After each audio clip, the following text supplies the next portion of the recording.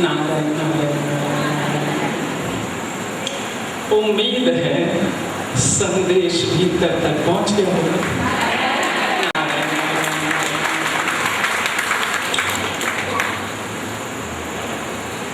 सत्र की अगली कड़ी मिस्टर राघव के जीवन से लिए गए कुछ प्रसंग, जिसे सुनकर निश्चित है आपको अच्छा लगेगा और साथ ही साथ बहुत कुछ सीखने मिलेगा। दूसरा अध्याय। राघव कहते हैं कि बात उन दोनों की है जब मैंने अपने स्कूल की पढ़ाई पूरी ही की थी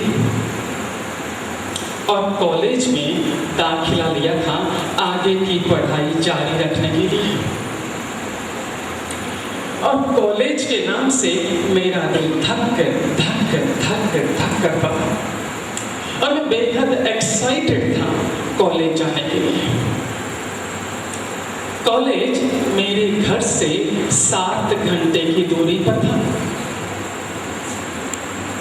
और मैं अपने आप को तैयार कर रहा था अपनी इस यात्रा के लिए, क्योंकि जीवन में पहली बार मुझे अपने माता पिता से अलग होकर हॉस्टल में रहना था और मेरे माता पिता भी चिंतित थे मेरी एक गलत आदत को लेकर। गलत आदत वो ये कि मैं अपना हर काम कल पर टाल देता।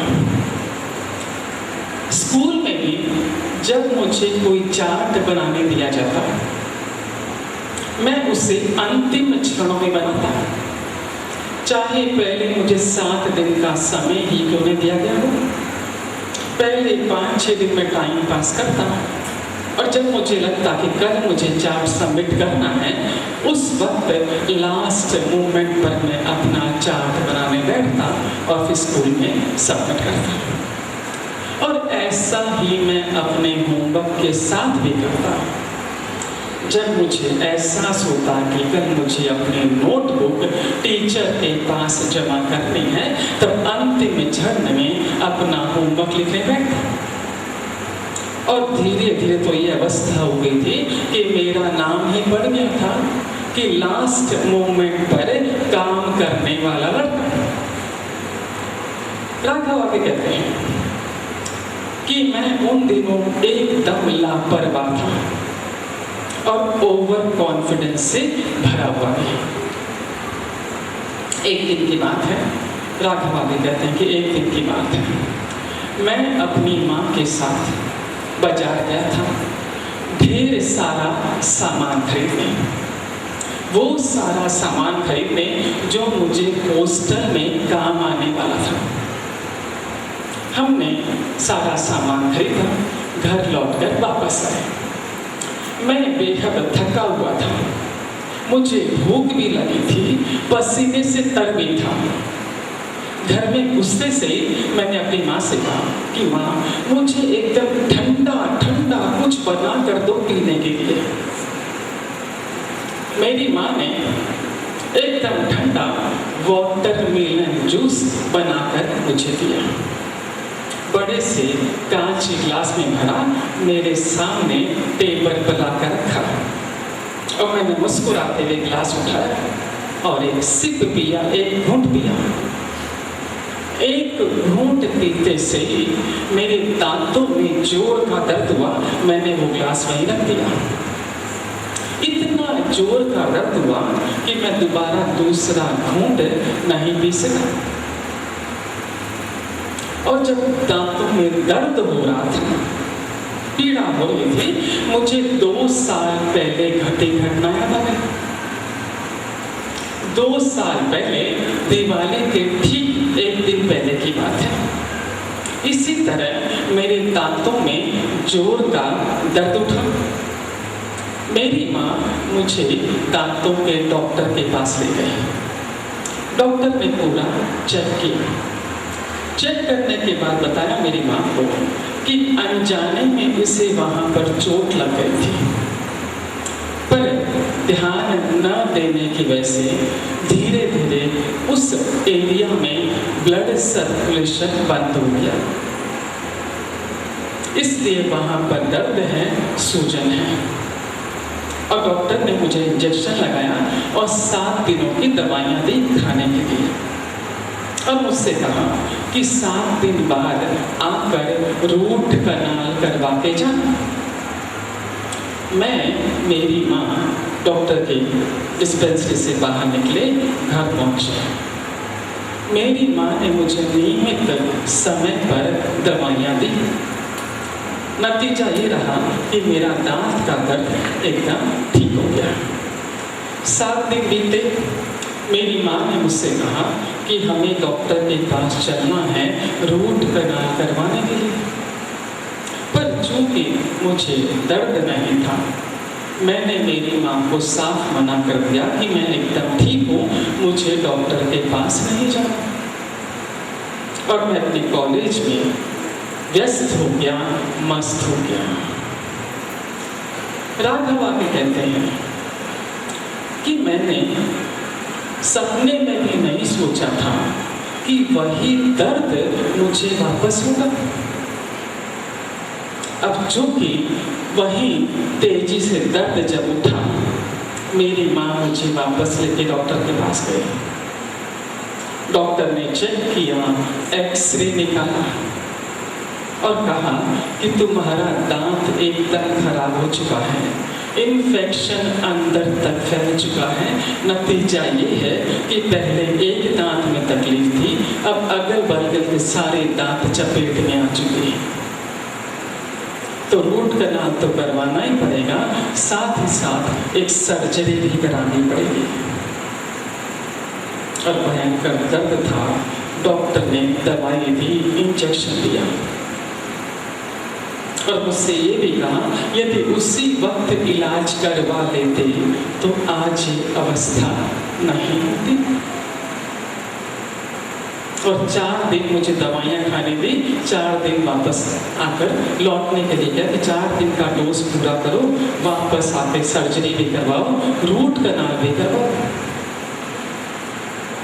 अब चूंकि 4 दिन मैंने दवाइयाँ खाई, पर मुझे दर्द में आराम नहीं मिला। मैं वापस डॉक्टर के पास गया। उसने मुझे कुर्सी पर लेटने के लिए कहा, मैं लेट गया और डॉक्टर ने इलाज करना शुरू किया। भयंकर दर्द की वजह से मेरी आंखों से आंसू बह रहे थे। डॉक्टर ने मेरे जबड़ों में 2 इंजेक्शन लगाया ताकि वो एरिया सुन्न कर सके।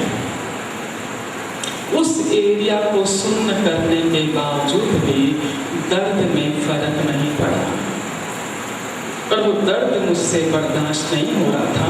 मेरी आंखों में लगातार आंसू बह रहे थे। पहले डॉक्टर ने मुझे प्यार से समझाया, मोटिवेट किया, पर जब मैं चुप नहीं हुआ, वो भी मुझसे परेशान हो गया। वो जोर से चिल्लाया कि जब तक तुम शांत नहीं होगे मैं तुम्हारा इलाज नहीं कर सकता। मैंने अपनी आंख भींच ली और उसने इलाज शुरू किया। इलाज के दौरान डॉक्टर ने मुझे बताया कि तुम भाग्यशाली हो, जितना गहरा मैं सोच रहा था इन्फेक्शन हो सकता है, उतना गहरा इन्फेक्शन नहीं हुआ है। यदि इन्फेक्शन उतना गहरा हो जाता तो तुम्हें पूरा जबड़ा बाहर निकालना पड़ता और नया जबड़ा लगाना पड़ता। सुनकर मैं शॉक्ड हो गया कि मेरी लापरवाही की वजह से मुझे कितना कुछ भुगतना पड़ रहा है। मुझे तो भुगतना ही पड़ रहा है, साथ ही साथ मेरे परिवार के सदस्यों को भी भुगतना पड़ रहा है, क्योंकि मेरे पिता भी छुट्टी लेकर मेरे साथ थे, मेरी माँ भी मेरे साथ थी। 3 घंटे की सर्जरी के बाद, 3 टाँके लगाने के बाद जब मैं कुर्सी से उठा, तब भी मेरी आंखों में आंसू चल रहे थे, चेहरे में सूजन थी, दर्द था, पर आंसू इसलिए नहीं आ रहे थे, राघव कहते हैं, कि सूजन थी और दर्द था, बल्कि मैं ईश्वर का धन्यवाद कर रहा था कि जख्म उतना गहरा नहीं था, इन्फेक्शन उतना गहरा नहीं था कि जबड़ा बाहर निकलना पड़ता।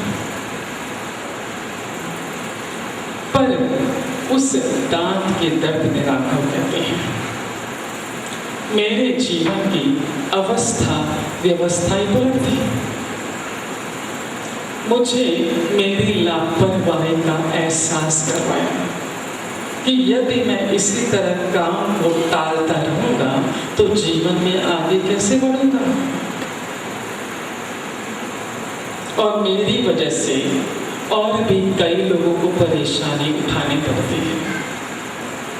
उसी क्षण राघव कहते हैं कि उसी क्षण मैंने निर्णय लिया कि आज से मैं अपना काम समय के भीतर ही करूंगा।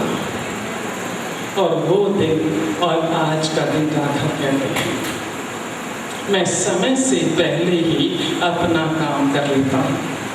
नतीजा ये है कि मेरे पास बहुत सारा समय बचता है दूसरे काम करने के लिए, और बहुत सारा मेरा धन भी बचता है।